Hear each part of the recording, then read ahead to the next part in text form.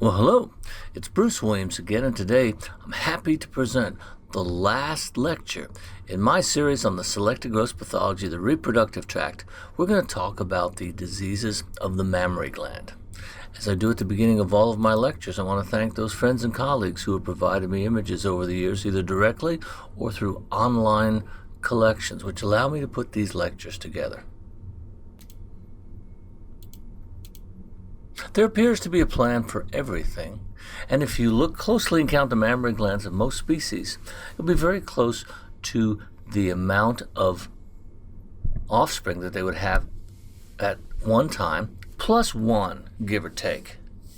A horse, in which we've talked before that twinning is not winning, generally has two. Same thing for sheep. Animals that have large litters, like dogs and cats and swine, may have many more along their underside, swine having the most at 12. Rodents generally have larger litters, but when you look at the guinea pig, which we've talked about in previous lectures, which generally gives birth to one or two large, very precocious young, which are fully haired and their eyes are open when they hit the ground, only have two large conical nipples because they generally only have one or two pups at a time. Having an excessive number of teats or nipples is not generally a problem. Sometimes they are functional, as we see here, and sometimes, as we see in this goat, they're not very functional. Before we get into the infectious diseases, which is a lot of what we see in our production animals, where small animals tend to corner the market with various types of neoplasms, here's a lesion that you might see in old ewes or old milking goats. There's a leathery appearance to the mammary glands. They're somewhat enlarged, and the ducts and cisterns are markedly dilated. It's a common aging find in small ruminants, and nothing that should be interpreted as previous evidence of disease.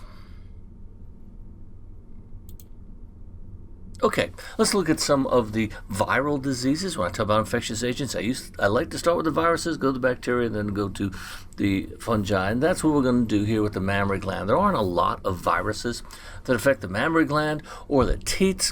One that you will see in cattle, which generally is sort of blithely ignored in most farms because it doesn't really cause any significant losses, is bovine papular stomatitis, a parapox virus, which may be seen in the mouths of calves or the teats of their mothers. And that's how it's spread. It's spread from teat to teat by calves with open lesions. The lesions don't last too long. They look very similar on the teat as they do in the mouth, raised edges with a centrally depressed area, probably an area of necrosis. It's a very typical pock, and this is caused by parapox. It causes bovine papular stomatitis.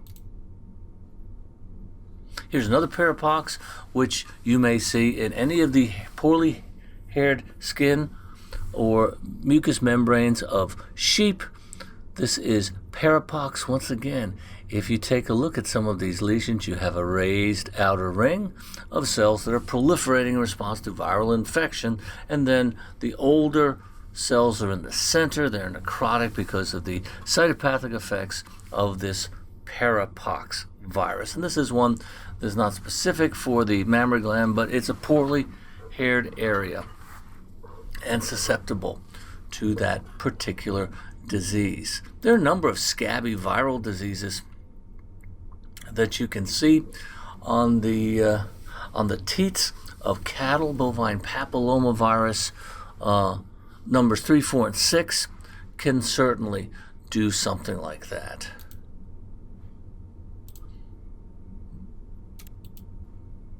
You can see scabs on the teats and udders of cows which are infected with bovine herpes virus type 2, also known as ulcerative mammalitis. One final epithelial virus that may cause ulcers and scabs around the teats would be pseudocowpox, another pox viral lesion. So ulcers and scabs on the teats, you got a good differential diagnosis of 4 or 5 different diseases.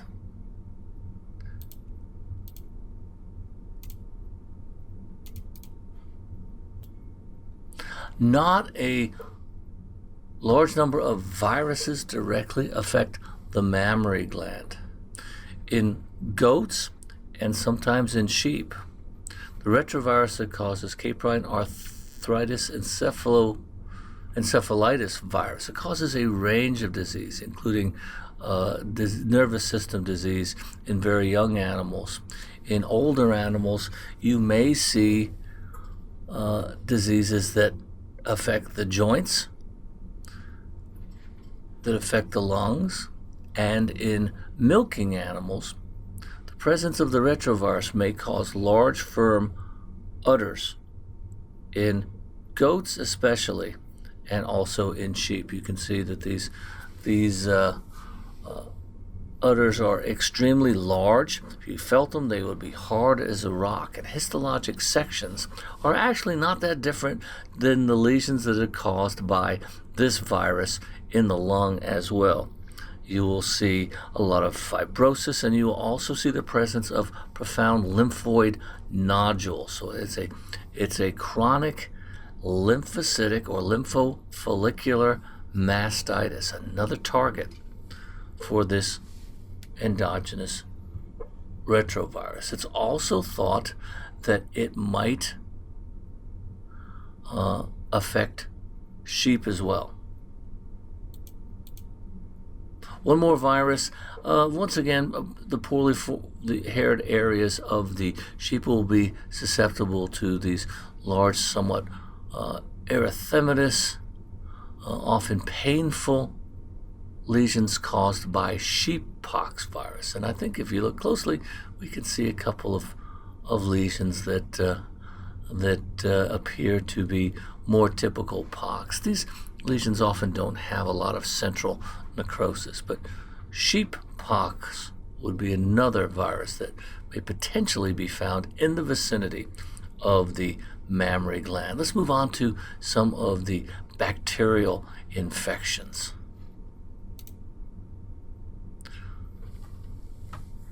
There are literally hundreds of potential bacterial mammary pathogens.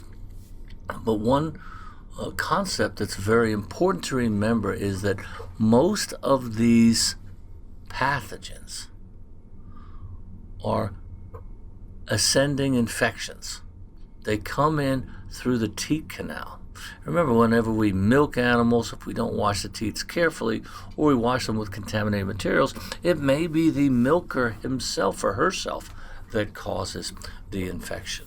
But this is a great case. We don't have full-blown mastitis yet. What we have is a rather beautiful, purulent galactophoritis, or inflammation of the lactiferous ducts and the teat canal. And you can see there is a tremendous amount of innate immune response within the lactiferous ducts, including a good resident population of immune cells, antibodies, and it's only if these pathogens are able to overwhelm that they may invade through the epithelium and move into the surrounding mammary tissue.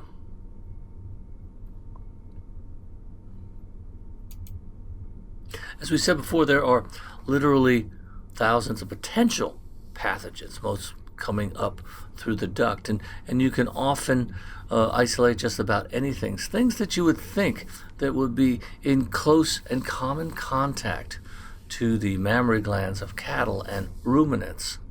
And we're going to focus mostly on that because, honestly, this is money. This is milk. We'll dogs and cats and all sorts of animals get mastitis. I'm sure mice and rats do, but because we don't really milk mice and rats, they probably don't get the respect that they should, or at least they're not getting into this lecture. But when we look at the classic types of mastitis, the one that will stand out in cattle and in sheep are the ones that are referred to by the name gangrenous mastitis. These mastitises often appear in the summertime. They are overwhelming. Acute mastitises in which the agents often have some rather powerful toxins and cause rapid necrosis, may remain within one quarter or may spread to other quarters. And you see a very profound line of demarcation between this cold, non-painful, because everything is dead, non-painful part of the mammary gland, and this still viable ones. The gangrenous ones, you get this blue-black discoloration. They're insensitive. You will see edema around the flank and in the inguinal area, and within a day or so, this actually starts to leak serum and will slough out. You'll get crepitus within it, and then it'll start peeling away, and you will see the mammary tissue underneath. It is often associated with coliform bacteria, but is not the province of coliforms alone. Staph aureus, especially coagulase positive, toxin-producing staph agents, may also cause this particular lesion.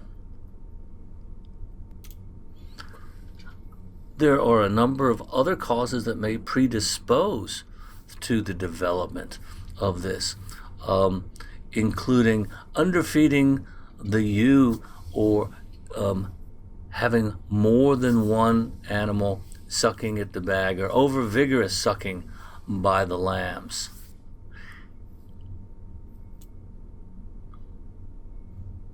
The animals often tend to show clinical signs due to toxemia, and it's of significant concern because when this sloughs out, well, it can heal.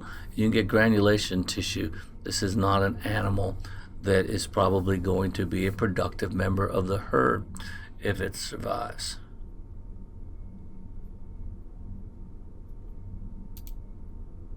And this is a cut section between the gangrenous half and the unaffected half. I should say quarter in this particular case. As mastitis is the most common disease in dairy cattle, and many are introduced to the teat canal, it's a constant battle between bacteria contamination and the defenses. As we talked before, their milk has a tremendous number of outside of the antibodies that are present within the teat canal. Milk itself has a number of agents within it, or compounds within it, which are designed to inhibit bacterial proliferation. There are obviously immune cells within them which have phagocytic property. There are iron-binding proteins within milk called lactoferrin. There are other byproducts designed to inhibit bacterial growth, such as lysozyme and lactoperoxidase and hydrogen peroxide.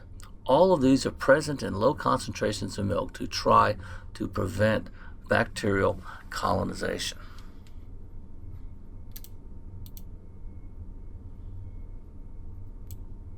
Another classic agent that very commonly will cause mastitis in sheep, which is known as blue bag, is Staph aureus. It's an incidence of about 2% in sheep, and it may not only affect the mammary gland, but also may be passed on to the lambs to make them sick, or they may starve as a result of the effects of Staph aureus on the mammary gland in sheep. It's also a considerable pathogen in rabbits as well. Coagulase positive Staphylococcus aureus, which secretes toxins which cause intense damage to the mammary gland.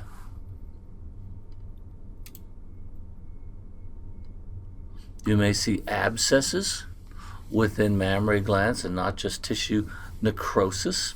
A lot of agents will cause profound purulence, such as the coliforms, as well as Truparella, or Truparella may simply just pop in after an abscess has been established, and like it so often does in cattle, it kicks out the surrounding or the inciting bacteria and takes over the shop several weeks after infection has been set up, because it is great at exploiting the microenvironment of pre-existing abscesses and surviving in a microaerophilic environment. This is a case of Truparella mastitis. Remember that any of these good mastitis, if there is a calf or a lamb that is nursing, may be passed on, resulting in neonatal septicemia and polyarthritis as well. And often you will see a combination of endometritis and mastitis in animals, especially those that had retained placentas or something like that. It's a triad that is well known among cattle veterinarians.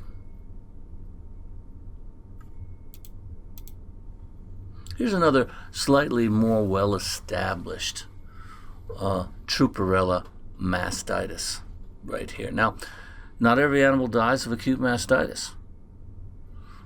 Many will go on and heal, but the problem is within the affected quarters, you get this tremendous fibrosis and mineralization and the formation of galactoliths. These little aggregates of calcium phosphate that you can find within the greatly dilated ducts and cisterns of a fibrotic, previously infected quarter. Most of the agents we've talked about are causes of acute mastitis, often known as summer mastitis, but mastitis is something that will happen in animals that are not in season. Heifers may get it before they have their first calves. We call them heifer mastitis. And some of the agents that we've already talked about, including Staph aureus, are a common cause of mastitis in animals that have not had their first lactation. There's also another group of bacteria which aren't seen all that often. Instead of causing this sort of painful, exudative, gangrenous type of mastitis, they're more often seen in winter. They can colonize mammary glands that are not currently in lactation. They may even come in from the blood rather than up through the teat canal. Mycobacterium is one that comes in through the bloodstream.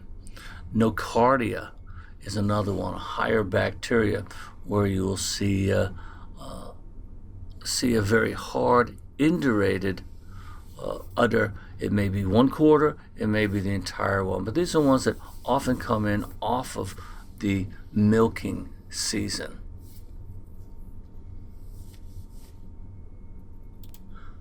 Another one of these unusual bacteria that may colonize the mammary gland is known for producing hard, indurated udders, either in lactation or out of lactation. If they're in lactation, the lambs will often starve because there's no milk to be had from these very firm udders, and this is caused by Mycoplasma. There are a number of Mycoplasmas which cause mastitis, so it's called contagious agalactia, and there's a number of them that will cause mastitis in sheep and goats, including Mycoplasma agalactiae, Mycoplasma mycoides large colony type, and Mycoplasma capricolum.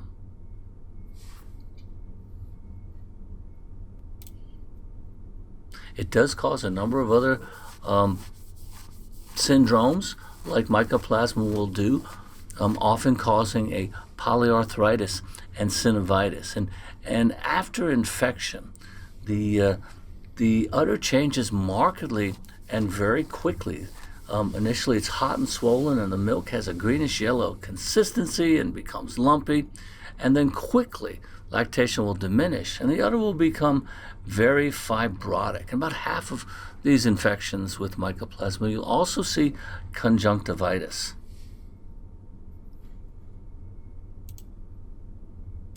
In cattle, the most frequently incriminated Mycoplasma is Mycoplasma bovis, which causes a tremendous range of disease in cattle. Anything from otitis media and meningitis to pneumonia to polyarthritis and synovitis. And mastitis is another disease that is caused by Mycoplasma bovis. There's about 6 or 7 other ones, much less commonly isolated species, that will cause Mycoplasmal mastitis in the ox. Well, I don't want to leave out any species, but we will cover 1 or 2 more. Mastitis is occasionally seen in swine, usually affects multiple glands. As you can see here, there's tremendous swelling and induration and edema.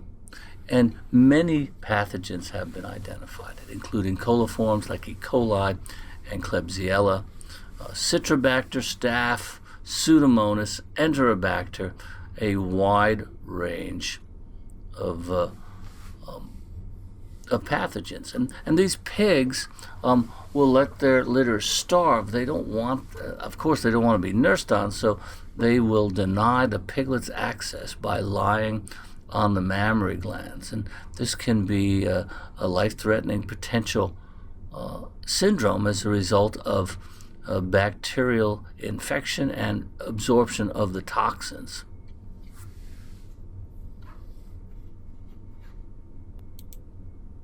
And of course, it has severe implications for the piglets because they will starve, they will develop weakness. If they're unable to nurse, they're unable to get colostrum, so it leaves them open to a wide range of neonatal diseases and diarrheas. And then you even get an increased amount of crushing by the piglets. Another consideration with this particular gross picture would be known as mastitis, metritis, and agalactia syndrome. So we're tying all 3 now.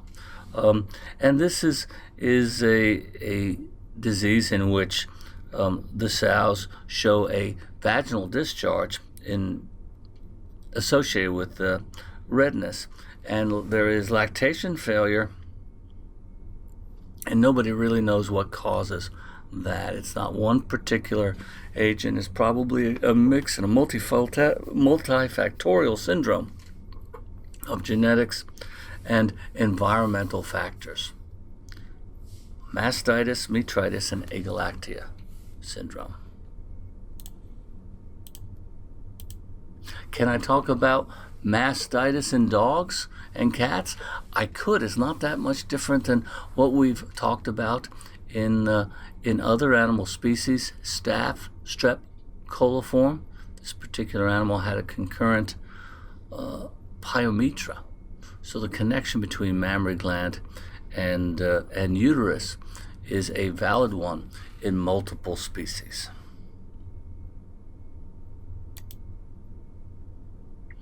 Fungal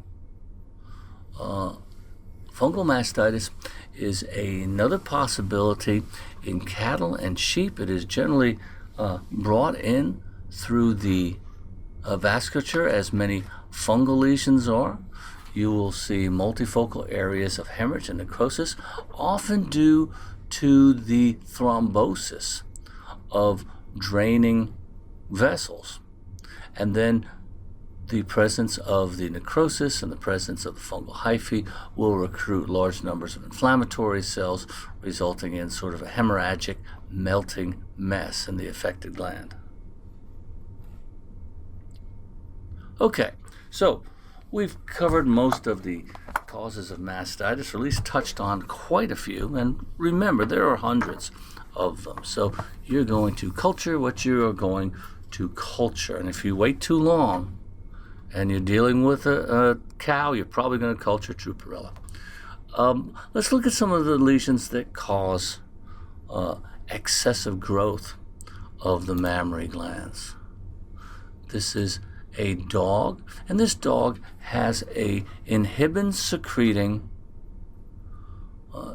testicular tumor, Sertoli cell tumor, and the secretion of inhibins will alter the production of testosterone in this male dog and estrogen, and the animal will develop gynecomastia, or the excessive developments of mammary glands in male dogs. About 33% of Sertoli cells will result in a degree of gynecomastia. You may see other signs associated with high levels of estrogen, including hair loss, bone marrow suppression, changes in the prostate gland to squamous epithelium, and of course this dog will be very popular with the other male dogs on the block. Another condition that is seen in cats of precocious mammary gland development is fibroepithelial hyperplasia of the mammary gland. This may be seen with a number of different types of hormonal abnormalities, and it is also, unfortunately, probably young Dr. Williams, back when I was in practice, was the cause of a number of these cases, because back then there was a synthetic progesterone compound, still available today, not widely used, called megestrol acetate, or Ovaban. And this was marketed that it would do wonderful things for just about anything that ailed you if you were a cat. So if the cat was peeing around the house or didn't behave well, or pretty much just about anything, you would go ahead and give it this megestrol acetate. It was a synthetic progestin, and it quieted them down very nicely and made them very sweet cats. Unfortunately, it did have this untoward side effect, which wasn't even the worst side effect, because a lot of those animals also became diabetic.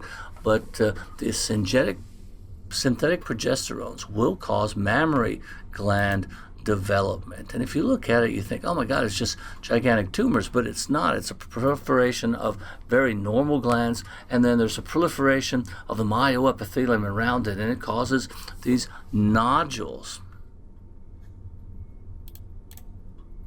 It may be seen in animals that have never had any synthetic progestin. Usually these are young feral cats, less than 2 years of age. It often coincides with the luteal phase of the estrus cycle. So after breeding or after pregnancy, you may see this. It's another picture of these glands, these proliferating glands in myoepithelium. Fibroepithelial hyperplasia of the feline mammary gland. Here's a rabbit, and rabbits, rodents, sometimes even non-human primates may develop pituitary tumors which secrete prolactin. Prolactin is a potent stimulant of mammary gland growth. So you may see it in laboratory animals. I suppose you could see it in any species in which prolactin is the primary product of pituitary neoplasms. Mammary neoplasia, not very commonly seen, very rarely seen in production animals. You can occasionally see it in cattle, horses, sheep, and goats. don't know if I've ever seen it in the pig. And it is a province much more of dogs and cats and laboratory animals. It's largely spontaneous in the dog,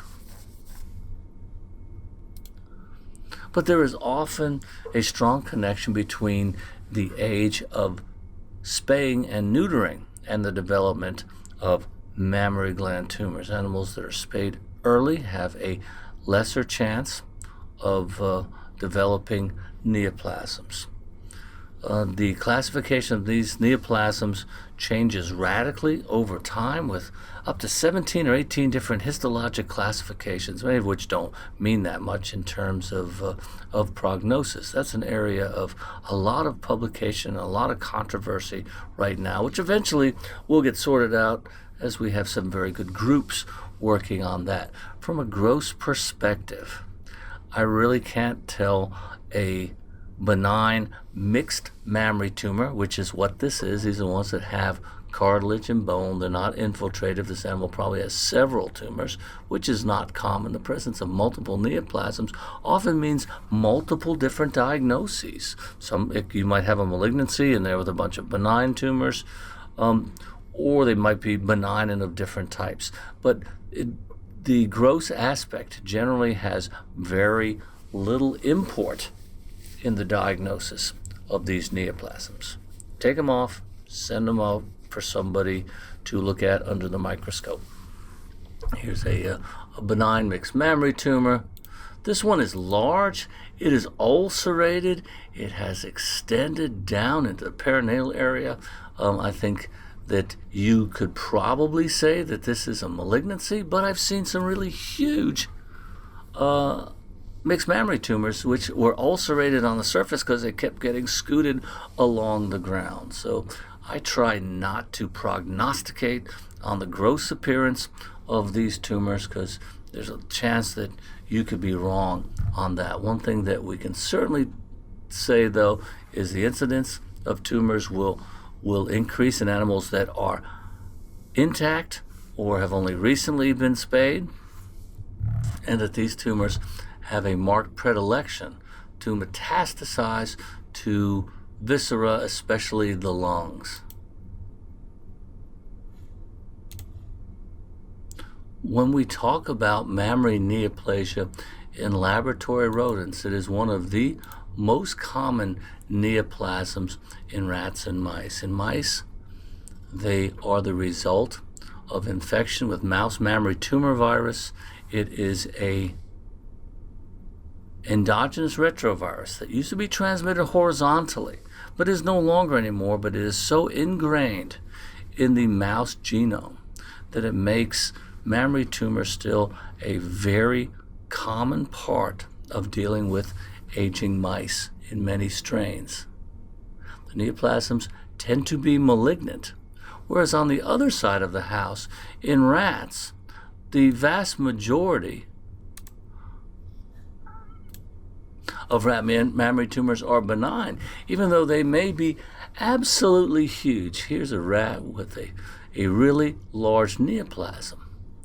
But these tumors tend to be composed of fairly benign, often lactating glandular tissue. They often have large vacuoles within their cytoplasm surrounded by abundant fibrous connective tissue, lending a diagnosis of fibroadenoma.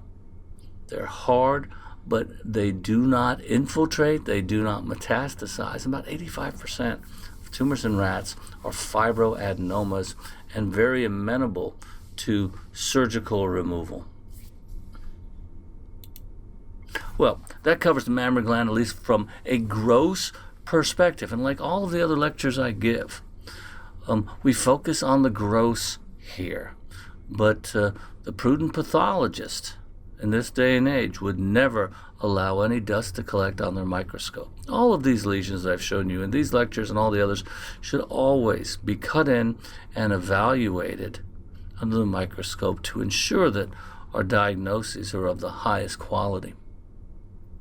Well, that covers the reproductive system. I hope that you've enjoyed these lectures as much as I have enjoyed putting them together. I encourage you to come back to the YouTube channel or the Foundations channel for other lectures on the gross pathology of various animal species and various systems.